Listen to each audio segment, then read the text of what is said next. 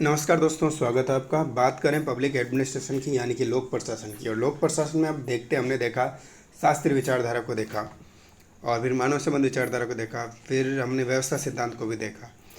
अब लास्ट में ये आया कि भाई जनता की सहभागिता प्रशासन के साथ कैसे होगी, जनता किस प्रकार से सहयोग कर सकती है। तो देखें, है ना। तो अब देखते हैं प्रशासन जन सहभागिता, नीतियों के निर्माण व नीतियों के क्रियान्वयन में जन सहयोग प्राप्त करना जन सहभागिता कहलाता है। ठीक है, अब देखें इसको आगे। जन सहभागिता के निम्न साधन हो सकते हैं। पहले चुनाव, चुनाव के माध्यम से भी जन सहभागिता हो सकती है। जन सहभागिता ही तो कर रहे हैं अपन, चुनाव होते हैं। ठीक है। शासन व्यवस्था के दो प्रकार है। एक तो अध्यक्षात्मक शासन, जिसमें अध्यक्ष होता है। इसमें सरकार का निर्माण प्रत्यक्ष रूप से जनता द्वारा किया जाता है। अध्यक्षात्मक में जनता डायरेक्ट चुनाव करती है। पूछा जा सकता है, क्योंकि अभी वोट अधिकार को लेकर यात्रा चल रही राहुल गांधी की ओर, बड़ा चर्चा में मुद्दा, तो ठीक है। दूसरा, संसदात्मक शासन व्यवस्था की बात करें। इसमें जनता द्वारा चुने गए प्रतिनिधियों द्वारा सरकार का निर्माण किया जाता है। इसे अप्रत्यक्ष लोकतंत्र अथवा प्रतिनिधात्मक शासन पद्धति भी कहा जाता है। शासन अन्य प्रकार से दो प्रकार का होता है। कितने प्रकार का? दो प्रकार का होता है।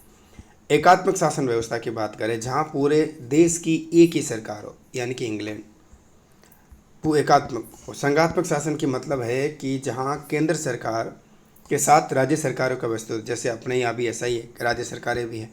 भारत में संसदात्मक शासन व्यवस्था में है हालांकि, लेकिन संविधान के किसी भी अनुच्छेद में इसका उल्लेख नहीं है। भारत में संघात्मक शासन व्यवस्था भी है, हालांकि इसका उल्लेख भी संविधान में कहीं नहीं है। एसआर बम्बई बनाम वर्सेस भारत संघ की बात करें, 1994 के मामले में निर्णय दिया गया कि संघात्मक शासन व्यवस्था संविधान की आधारभूत संरचना है। संविधान की आधारभूत संरचना है संघात्मक। अक्टूबर 1951 फरवरी 1952 के बीच पहले आम चुनाव हुए। 1951 और 1952 के बीच में पहले आम चुनाव हुए। उस समय लोकसभा में 499 सीट थी। कितनी? 499 सीट थी। ठीक है ना। अप्रैल मई 2014 तक 16 ये 2014 के बाद आम चुनाव कितने हो चुके? 2014 का, फिर 19 का, फिर ये आपके 19 का, 17 का, 14 का हो गए। अब उन कितने चुनाव हो गए? 24, 25, 20 चुनाव, आम चुनाव हो चुके हैं। मार्च 1952 में राजस्थान विधानसभा के पहली बार चुनाव हुए। उस समय 116 सीट थी। दिसंबर 2013 तक और फिर 8 दिसंबर 2018 तक, अब जो है राजस्थान विधानसभा के कितने हो गए? अब 17 ये चुनाव हो चुके हैं। दिसंबर 2018 में 16 चुनाव था, विधानसभा चुनाव। ठीक है। अब बात करें 73 संविधान संशोधन द्वारा पंचायत राज तथा 74 संविधान संशोधन द्वारा नगर पालिकाओं के संवैधानिक दर्जा दिया गया। 73-74 के द्वारा संविधान संशोधन। राजस्थान में अभी 11 बार जो है पंचायत राज संस्था चुनाव हो चुके हैं, अभी और होने हैं।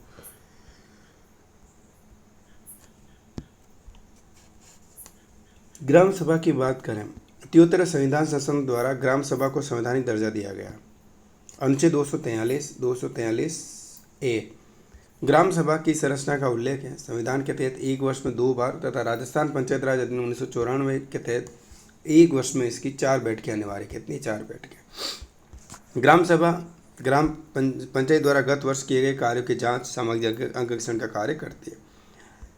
ठीक है, ये रूपरेखा तैयार करते हैं। रिकॉल व्यवस्था इसके अंतर्गत है कि रिकॉल व्यवस्था क्या? जनप्रतिनिधियों द्वारा जनता की अपेक्षाओं के अनुरूप कार्य नहीं करने पर उन्हें निर्धारित कार्यकाल से पूर्व वापस बुलाने की व्यवस्था को क्या कहते हैं? रिकॉल, यानी वापस बुला लेना।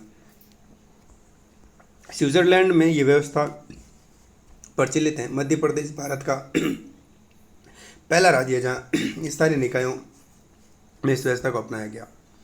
राजस्थान नगरीय अधिनियम 2009 के तहत नगर पालिका में यह व्यवस्था लागू की गई थी, जिसे 2015 में समाप्त कर दिया गया।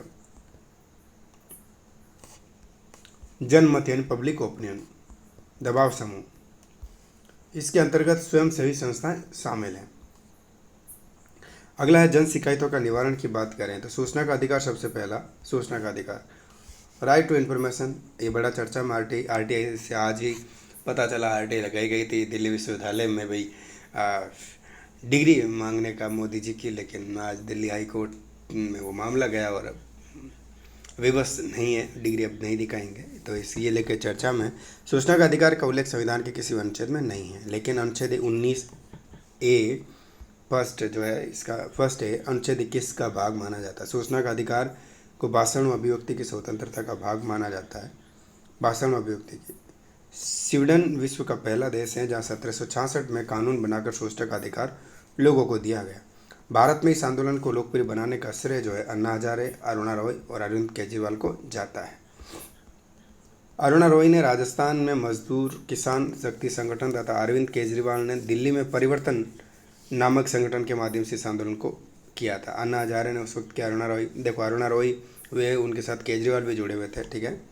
अरुणा रॉय ने नारा दिया था हमारा पैसा हमारा हिसाब। सूचना का अधिकार के संदर्भ में अरुणा रॉय द्वारा दिया गया नारा है। 1997 में गोवा तमिलनाडु राज्यों में इस अधिकार के संदर्भ में कानून बनाया गया।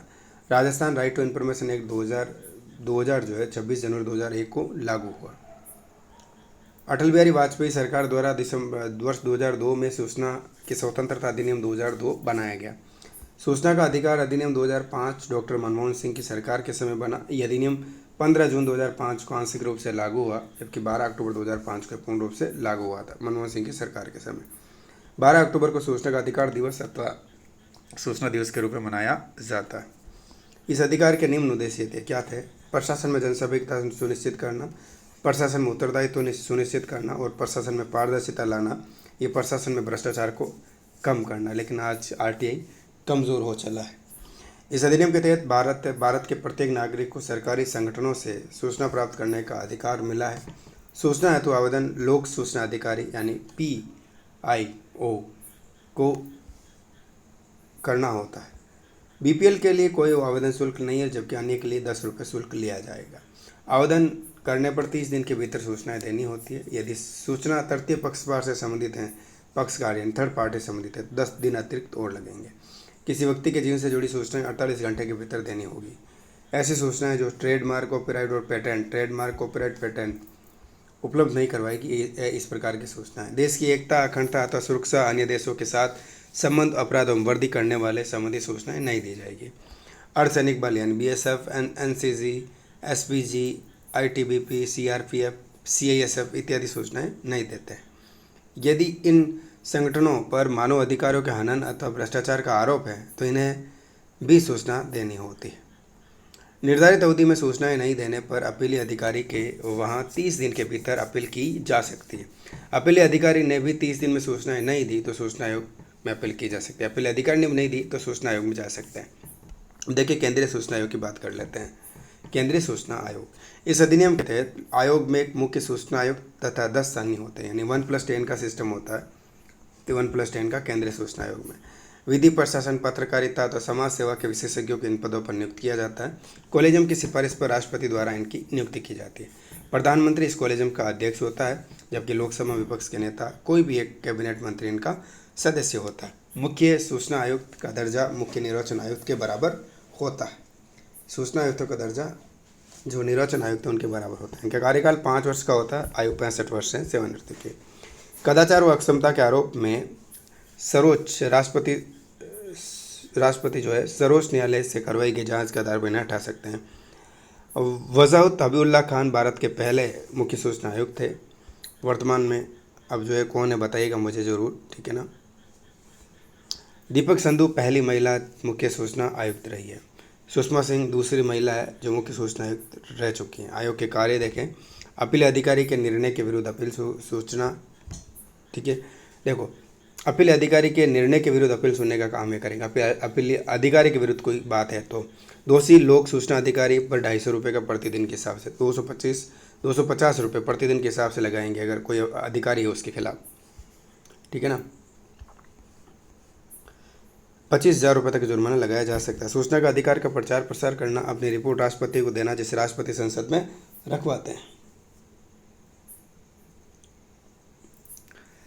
अब अगला आता है राज्य सूचना आयुक्त की बात कर लेते हैं। राज्य सूचना आयोग, ठीक है ना।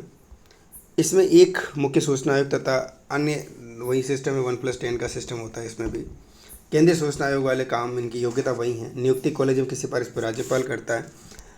मुख्यमंत्री कॉलेजियम का अध्यक्ष होता है, जबकि विधानसभा में विपक्ष के नेता राज्य का कोई भी एक कैबिनेट मंत्री इसका सदस्य होता है। राज्य के मुख्य सूचना आयुक्त का दर्जा राज्य निर्वाचन आयुक्त के बराबर होता है तथा जबकि राज्य के अन्य सूचना आयुक्तों का दर्जा मुख्य सचिव के बराबर होता है।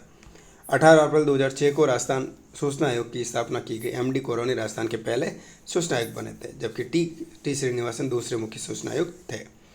वर्तमान में कौन है मुझे ज़रूर बताना एक बार, ठीक है, कौन है, ठीक है, मुख्य सूचना आयुक्त कौन है अभी बताइएगा। चंद्रमोहन मीणा ये रह चुके हैं, कार्यकाल वहीं जो केंद्रीय सूचना आयोग वाला है, ठीक है। अब आता है केंद्रीय सतर्कता आयोग CVC। 1962 में भ्रष्टाचार पर रोकथाम लगाने के लिए सुझाव देने हेतु के संतानम की अध्यक्षता में समिति का गठन किया गया। के संतानन की समिति की सिफारिश पर 1964 में राष्ट्रपति के एक आदेश द्वारा केंद्रीय सतर्कता आयोग की स्थापना करी गई। किसकी गई? केंद्रीय सतर्कता आयोग की स्थापना करी गई। CVC को वैधानिक दर्जा देने हेतु 1998 में राष्ट्रपति ने एक अध्यादेश जारी किया। वर्ष 2003 में CVC अधिनियम 2003 बनाया गया। इसमें एक मुख्य सतर्कता आयुक्त तथा 2 अन्य सतर्कता आयुक्त होते हैं। अखिल भारतीय सेवाओं तथा केंद्रीय सेवाओं के अधिकारी इन पदों पर नियुक्त किए जाते हैं, ठीक है। कॉलेजियम की सिफारिश पर राष्ट्रपति द्वारा इनकी नियुक्ति होती है। प्रधानमंत्री इस कॉलेजियम का अध्यक्ष होता है, जबकि लोकसभा में विपक्ष के नेता और गृह मंत्री इसके सदस्य होते हैं। इनका कार्यकाल 4 वर्ष तथा सेवानिवृत्ति आयु 65 वर्ष होती है। मुख्य सतर्कता आयुक्त का दर्जा यूपीसी के अध्यक्ष के बराबर तथा सतर्कता आयुक्तों का दर्जा जो होता है यूपीसी के सदस्य के बराबर होता है। कदाचार तथा अक्षमता का आरोप पर सर्वोच्च न्यायालय से कराई गई जांच के आधार पर राष्ट्रपति इन्हें हटा सकते हैं। CVC के कार्यों की बात करें, अखिल भारतीय सेवाओं तथा केंद्रीय सेवाओं के अधिकारियों के विरुद्ध भ्रष्टाचार से संबंधित शिकायतों की सुनवाई करना, संसदीय अधिनियमों से स्थापित किसी भी अधिकारियों संख्या के अधिकारियों के विरुद्ध जन शिकायतों की सुनवाई करना, विसल ब्लोवर से संबंधित मामलों को देखना। ऐसे लोग जिनके पास सरकारी संगठन के भ्रष्टाचार से संबंधित सूचनाएं हो विसल ब्लोअर्स कहलाते हैं। यह अवधारणा अमेरिका से ली गई। विसल ब्लोअर्स 2 प्रकार के होते हैं, आंतरिक और बाह्य। विसल ब्लोअर्स से संबंधित सभी मामलों की जिम्मेदारी वर्ष 2004 से किसको सौंप दी गई है? CVC को सौंप दी गई है। विसल ब्लोअर्स की सुरक्षा हेतु वर्ष 2011 में विधेयक लाया गया, हालांकि अपनी तरफ से अभी तो जो है लागू नहीं हुआ विसल ब्लोअर का। भ्रष्टाचार निरोधक अधिनियम 1988 के तहत CVC के ये सभी कार्य किए गए थे। अब केंद्रीय जांच ब्यूरो CBI। संतानम आयोग की सिफारिश पर 1 अप्रैल 1963 को CBI की स्थापना गृह मंत्रालय के प्रस्ताव पर हुई थी। CBI का उल्लेख ना तो संविधान में है ना ही संसदीय अधिनियम द्वारा। CBI का निदेशक होता है और भारतीय पुलिस सेवा का अधिकारी ये होता है। निदेशक का कार्यकाल 3 वर्ष का होता है। वर्तमान में कौन है बताइएगा मुझे एक बार। CBI के कार्य भारत सरकार के विरुद्ध किए गए अब किसी भी जो कि भारत सरकार के विरुद्ध किए गए किसी भी अपराध की जांच कर सकते हैं, आर्थिक अपराधों की जांच कर सकते हैं, भ्रष्टाचार संबंधित मामलों की जांच करते हैं। राज्य सरकारों से संबंधित मामलों की जांच करना CBI का मूल सतह अधिकार नहीं। राज्य सरकारों के निवेदन अथवा न्यायपालिका का आदेश पर राज्यों से संबंधित मामलों की जांच CBI कर सकती है। अगला लोकपाल है। ओम्बुड्समैन भारतीय संस्करण लोकपाल कहलाता है और विश्व का पहला ओम्बुड्समैन स्वीडन में 1809 में स्थापित हुआ। ओम्बुड्समैन हालांकि लोकपाल जिस तरीके से इसमें प्रावधान किए गए थे लगा था कि एक परिवर्तन आएगा, लेकिन लोकपाल का आज समझ में नहीं आता कि लोकपाल है या नहीं है। ओम्बुड्समैन स्वीडिश भाषा का शब्द है जिसका अर्थ शाब्दिक अर्थ होता है जनता की शिकायतों को सुनने वाला। लोकपाल शब्द पहली बार 1963 में लक्ष्मण सिंह ने प्रयोग किया था, पहली बार लोकपाल शब्द का। प्रशासनिक सुधार आयोग की सिफारिश पर मई 1968 में पहली बार लोकपाल की स्थापना हेतु विधेयक लाया गया। 10वीं बार लोकपाल विधेयक दिसंबर 2011 में लाया गया। लोकपाल और लोकायुक्त अधिनियम 2013 के नाम से इस पर कानून बनाया गया। 16 जनवरी 2014 को ये लागू होता है। 16 जनवरी 2014 को राज्य सरकारों से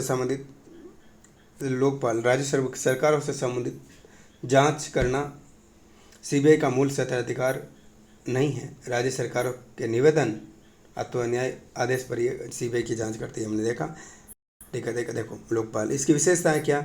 लोकपाल एक संस्था होगी जिसमें एक सभापति के अलावा 8 सदस्य होंगे। तो शेड्यूल पूछा जा सकता है, सदस्यों की संख्या 1+8 होगी, है ना। योग्यता क्या होगी? योग्यता राष्ट्र सभापति के पद पर ऐसा व्यक्ति नियुक्त किया जाएगा जो उच्चतम न्यायालय में मुख्य न्यायाधीश हो तथा न्यायाधीश रह चुका हो अथवा समाज का प्रबुद्ध वर्ग हो। कितनी योग्यता रखी है? इसके आधे सदस्य न्यायिक पृष्ठभूमि से होंगे। कम से कम हाईकोर्ट के मुख्य न्यायाधीश तो होने चाहिए। SC ST OBC महिला अल्पसंख्यक वर्ग से एक व्यक्ति होगा। न्यूनतम आयु 45 वर्ष होगी। यदि प्रशासक है तो न्यूनतम 25 वर्षों का अनुभव होना चाहिए। नियुक्ति कॉलेजियम की सिफारिश पर राष्ट्रपति द्वारा होगा। प्रधानमंत्री इस कॉलेजियम का अध्यक्ष होगा, जबकि लोकसभा में विपक्ष के नेता, सर्वोच्च न्यायालय के मुख्य न्यायाधीश, लोकसभा के अध्यक्ष तथा राष्ट्रपति द्वारा नियुक्त किया गया एक व्यक्ति इसमें सदस्य के रूप में होगा। कार्यकाल 5 वर्ष का होगा। सेवानिवृत्ति आयु 70 वर्ष होगी। सेवानिवृत्ति के बाद भारत सरकार अथवा किसी भी राज्य सरकार के अधीन कोई लाभ का पद नहीं दिया जाएगा, न ही वो किसी प्रकार का चुनाव लड़ सकेगा। दर्जा सभापति का दर्जा उच्चतम न्यायालय के मुख्य न्यायाधीश तथा सदस्यों का दर्जा उच्चतम न्यायालय के न्यायाधीश के बराबर होगा। पदमुक्त संसद के कम से कम 100 सदस्यों द्वारा कदाचार और अक्षमता का आरोप लगाने पर राष्ट्रपति द्वारा सर्वोच्च न्यायालय से करवाई गई जांच के आधार पर इन्हें हटाया जा सकेगा। लोकपाल का क्षेत्राधिकार की बात करें, प्रधानमंत्री अब जो बिल लेके आ रहे हैं ना, देखिएगा 130 संविधान संशोधन विधेयक कह रहे 30 दिनों के जेल के बाद पद हटा देंगे। प्रधानमंत्री को कौन गिरफ्तार करेगा? पहली बात तो ये प्रधानमंत्री द्वारा विदेशी संबंध, आंतरिक सुरक्षा, बाह्य रक्षा, अंतरिक्ष के संदर्भ में किए गए निर्णय इसके दायरे में नहीं आएंगे। सभी केंद्रीय मंत्री, पूर्व मंत्री, सभी सांसद, पूर्व सांसद, अखिल भारतीय सेवाओं तथा केंद्रीय सेवाओं के सभी अधिकारी और सेवानिवृत्त अधिकारी, संसदीय अधिनियमों से स्थापित सभी संस्थाओं के सभी अधिकारी वो पूर्व अधिकारी इसके अंतर्गत आएंगे, यानी पूर्व अधिकारी होंगे वो आ जाएंगे। शक्तियाँ की बात करें, संबंधित व्यक्ति को सम्मन जारी करना, शपथ पर गवाही लेना, गवाही की ऑडियो वीडियो रिकॉर्ड करना, भ्रष्ट अधिकारी से भ्रष्टाचार की राशि वसूल कर सकते हैं, संपत्ति कुर्क कर सकते हैं। लोकपाल ऐसे मामलों की सुनवाई नहीं करेगा जो 7 वर्ष पुराने लोकपाल नहीं देखेगा। लोकपाल स्वयं किसी प्रकार की सजा नहीं देगा, खुद सजा नहीं दे सकता, खुद का कोर्ट नहीं है ना। मिथ्या झूठी शिकायत करने पर 1 लाख रुपये का जुर्माना, अधिकतम 1 वर्ष की सजा दी जा सकती है। लोकायुक्त की बात करें, लोकायुक्त लोकपाल लोकायुक्त अधिनियम 2013 प्रत्येक राज्य में लोकायुक्त की स्थापना का प्रावधान किया गया। 1970 में उड़ीसा भारत का पहला राज्य बना जहां लोकायुक्त की स्थापना के संदर्भ में कानून बनाया गया। उड़ीसा पहला राज्य 1970, ठीक है। 1971 में महाराष्ट्र पहला राज्य बना जहां लोकायुक्त की स्थापना की गई थी 1971 में। राजस्थान लोकायुक्त उप लोकायुक्त अधिनियम 1973 के तहत 1973 में लोकायुक्त पद की स्थापना राजस्थान में हुई। 26 मार्च 1973 को राष्ट्रपति ने इस अधिनियम को स्वीकृति दी, जबकि 3 फरवरी 1973 को अधिनियम लागू हुआ। आईडी द्वारा राजस्थान के पहले लोकायुक्त थे, ठीक है ना। और केपी मेनन पहले लोकायुक्त थे, ठीक है ना। और लोकायुक्त की योग्यता की बात करें, किसी उच्च न्यायालय में न्यायाधीश रह चुका हो, किसी उच्च न्यायालय में न्यायाधीश रह चुका व्यक्ति हो। नियुक्ति कॉलेजियम की सिफारिश पर राज्यपाल द्वारा होगी। मुख्यमंत्री कॉलेजियम का अध्यक्ष होता तथा विधानसभा विपक्ष के नेता राजस्थान उच्च न्यायालय के मुख्य न्यायाधीश इसके सदस्य होते हैं। कार्यकाल वही 5 वर्ष। सेवानिवृत्ति आयु का उल्लेख नहीं है लोकायुक्त का। मार्च 2018 में राज्यपाल द्वारा जारी किए गए एक अध्यादेश में इनका कार्यकाल 8 वर्ष निर्धारित किया गया 2018 में। हटाने की बात करें तो इसमें कदाचार एवं अक्षमता के आरोप में राज्यपाल द्वारा सर्वोच्च न्यायालय से जांच कराई जाती है। जांच में आरोप सही पाए जाने पर यदि विधानसभा अपनी कुल सदस्य संख्या के बहुमत और उपस्थित और मतदान करने वालों के 2/3 बहुमत से प्रस्ताव स्वीकार करती है तो लोकायुक्त का पद रिक्त माना जाएगा। लोकायुक्त के क्षेत्राधिकार की बात करें, क्षेत्राधिकार में राज्य के सभी मंत्री आते हैं, अखिल भारतीय सेवाओं के अधिकारी आ जाएंगे और राज्य की सभी प्रशासनिक सेवाओं के अधिकारी इसमें आएंगे। जयपुर, जोधपुर, अजमेर के विकास प्राधिकरणों के अध्यक्ष भी इसमें आएंगे। नगर निगम, उप महापौर, डिप्टी मेयर वगैरह, मेयर, नगर परिषद सभापति, उपसभापति तथा नगर पालिका का अध्यक्ष, उपाध्यक्ष भी आएंगे। जिला परिषद के जिला प्रमुख, उप जिला प्रमुख तथा पंचायत समिति के प्रधान, उप प्रधान आएंगे, लेकिन ये पदाधिकारी लोकायुक्त के दायरे में नहीं आएंगे। मुख्यमंत्री, पूर्व मंत्री नहीं आएंगे, विधायक नहीं आएंगे, सेवानिवृत्त अधिकारी नहीं आएंगे, यहाँ तक कि सरपंच भी नहीं आएगा। उच्च न्यायालय के कार्यकारी अधिकारी और कर्मचारी भी नहीं आएंगे। राजस्थान न्यायिक सेवा RJS के अधिकारी भी नहीं आएंगे। राजस्थान लोक सेवा आयोग के अध्यक्ष, सदस्य और कर्मचारी ये भी नहीं आएंगे। इन सबसे ज़्यादा भ्रष्टाचार घोटाला होता है, इनको तो क्षेत्राधिकार में लिया ही नहीं। आज RPC को लेकर इतना मुद्दा उठा, अगर होते तो इसकी कार्रवाई लोकायुक्त कर सकते थे। शक्तियों की बात करें, समन जारी करना, शपथ पत्र पर गवाही लेना, गवाही की ऑडियो वीडियो रिकॉर्डिंग ये कर सकते हैं, इसे सजा देने का अधिकार नहीं है। 5 वर्ष के पुराने मामले ये नहीं देखेगा। मिथ्या और झूठी शिकायत करने पर अधिकतम 3 वर्षों की सजा देने का इसका प्रावधान है।